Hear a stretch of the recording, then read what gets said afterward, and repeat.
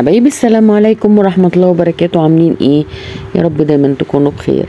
النهاردة بقى جاية اعمل معاكم وصفة حرشة تحفة خطيرة.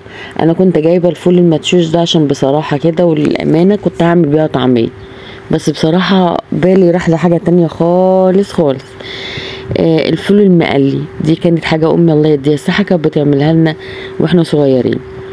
هبتدي اعمل معاكم الوصفة. انا معايا هنا ليا ونزلت كمان ده دهن كنت انا مسيحاه يا جماعه، كنت جايباه في العيد الكبير وسيحته وبعمله كده مكعبات، بعمل بيه وصفات معينه مش كل الوصفات. بعد ما اللي ساحت والسمنه بتاعتي ساحت نزلت هنا ببصلايه وقرن فلفل. انا مش عايزه الحاجه بتاعتي تاخد لون، انا عايزه بس ايه ان هي تطلع ريحتها بس في التحمير.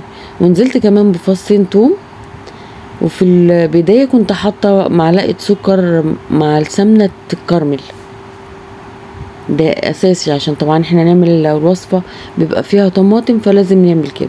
نزلت كمان بالطماطم، انا طبعا كنت مخزناها في الفريزر فطلعتها وسبتها بقى ايه تسيح وتتسبك مع نفسها كده. هنا انا معايا معلقتين رز بالظبط، يعني معلقتين رز بالظبط غسلتهم مع الفول المدشوش ونزلت بيهم على على الطماطم علشان خاطر تتسبك، وهسيبها تتسبك كده مع بعضها لحد ما الطماطم بتاعتي تسيح وتتسبك زي ما احنا شايفين كده اهو. كده معايا اتسبكت وتمام التمام. عندك شوربه انزلي بيها، ما عندكيش شوربه اعملي زي ما انا عملت بالظبط. تمام. هنا نزلت بالميه لاني فعلا ما كانش عندي شوربه. في ناس بتعملها صنف جنب الطبيخ. هنا معايا مكعبين ماجي والملح والفلفل الاسود والكزبره والكمون والسبع بهارات. طبعا عشان انا ما عنديش شوربه فانا نزلت بمكعبين المرقه دول، ما عندكيش بلاش.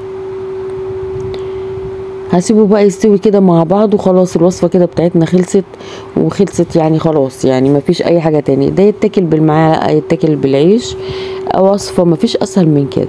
زي ما احنا شايفين انا عملت جنبها بتنجان مخلل وقضيت يومي وكان طعمه خطير والله العظيم، كان خطير، كان يستاهل بقكم. اعملوه اكله من الاكلات الحرشه، والبتنجان كان يستاهل بقكم تحفه. وبالهنا والشفا على قلوبكم جنب قرنين فلفل والمعلقه والعيش وقضي اليوم كان زي العسل. ان شاء الله تعجبكم وتنول اعجابكم. ما تنسوش دعوه حلوه للمواليد والاشتراك في القناه. والسلام عليكم ورحمه الله وبركاته.